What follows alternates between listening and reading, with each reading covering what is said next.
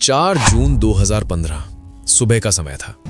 भारतीय सेना का एक काफिला आगे बढ़ रहा था, जिसमें डोगरा रेजिमेंट की 6ठी बटालियन के जवान शामिल थे। गाड़ियों के अंदर कोई अपने परिवार को याद कर रहा था, कोई बच्चों के बारे में सोच रहा था, तो कोई साथियों के साथ हल्की मुस्कान बांट रहा था। ये एक सामान्य ड्यूटी का दिन था, लेकिन किसी को अंदाजा नहीं था कि अगले ही पल सब कुछ बदलने वाला है। और तभी उसी घने जंगल के भीतर, पेड़ों और झाड़ियों के पीछे मिलिटेंट्स पहले से छिपे बैठे थे।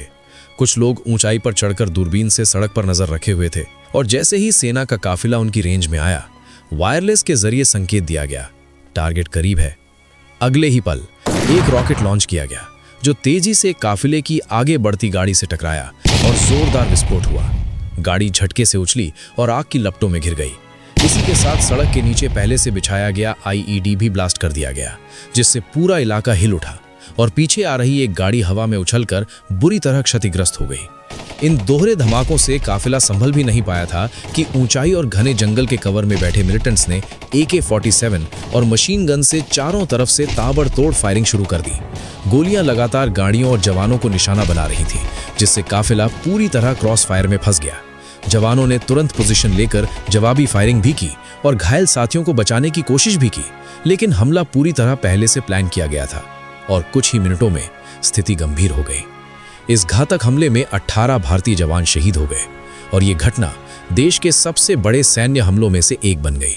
दोस्तों, अगर आपको ये वीडियो अच्छी लग रही है तो इसे लाइक जरूर करें और चैनल को सब्सक्राइब करना मत भूलिए। आपका एक छोटा सा सपोर्ट हमें ऐसी सच्ची और दिल को छू लेने वाली कहानियां आप तक पहुंचाने की ताकत देता है। चलिए स्टोरी को अब कंटिन्यू करते हैं। लेकिन सवाल ये है, ये हमला किया किसने? इसके पीछे था एक खतरनाक उग्रवादी नेटवर्क, जिसकी अगुवाई कर रहा था NSCN के SS खापलांग के नेतृत्व में सक्रिय ये संगठन नागालिम नाम से एक अलग राष्ट्र बनाने के उद्देश्य से लंबे समय से हिंसक गतिविधियों में शामिल रहा है। 2001 में इसने भारत सरकार के साथ संघर्ष विराम समझौता किया था, लेकिन मार्च 2015 में ये समझौता टूट गया और इसके बाद हालात तेजी से बदलने लगे। लेकिन ये सिर्फ एक संगठन की बात नहीं थी। इस हमले में उल्फा, NDFB और KYKL जैसे अन्य उग्रवादी गुटों के सदस्य भी शामिल थे, यानी एक कोऑर्डिनेटेड हमला था। इनका तरीका साफ था, भारत में हमला करो और तुरंत सीमा पार गायब हो जाओ, क्योंकि इनके ठिकाने भारत में नहीं बल्कि म्यांमार के घने जंगलों के अंदर थे, जहां से ये योजना बनाते, ट्रेनिंग लेते और सुरक्षित पनाह पाते थे। और सबसे चौंकाने वाली बात, इन संगठनों को लेकर लंबे समय से ये आरोप लगते रहे हैं कि इन्हें बाहर से संसाधन, हथियार और ट्रेनिंग मिलती रही है, जिससे इनकी ताकत और हिम्मत दोनों बढ़ती गई।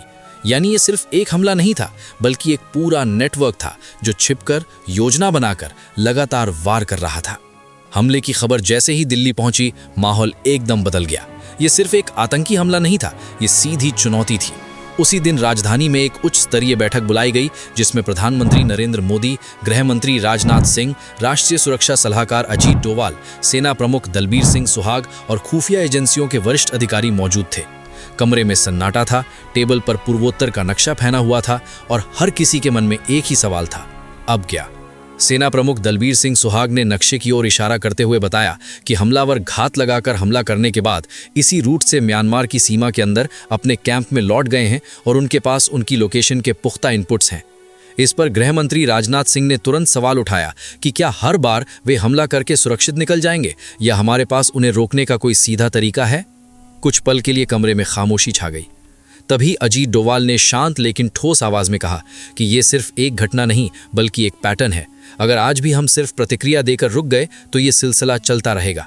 इसलिए ज़रूरी है कि नियम बदले जाएं और उन्हें ये एहसास दिलाया जाए कि सीमा उनके लिए सुरक्षा की गारंटी नहीं है। प्रधानमंत्री नरेंद्र मोदी ने ध्यान से सुनते हुए पूछा कि यदि सीमा पार कार्यवाही की जाती है तो उसके जोखिम क्या होंगे? इस पर सेना प्रमुख ने स्पष्ट किया कि ऑपरेशन चुनौतीपूर्ण होगा। घना जंगल, सीमित समय और अंतर्राष्ट्रीय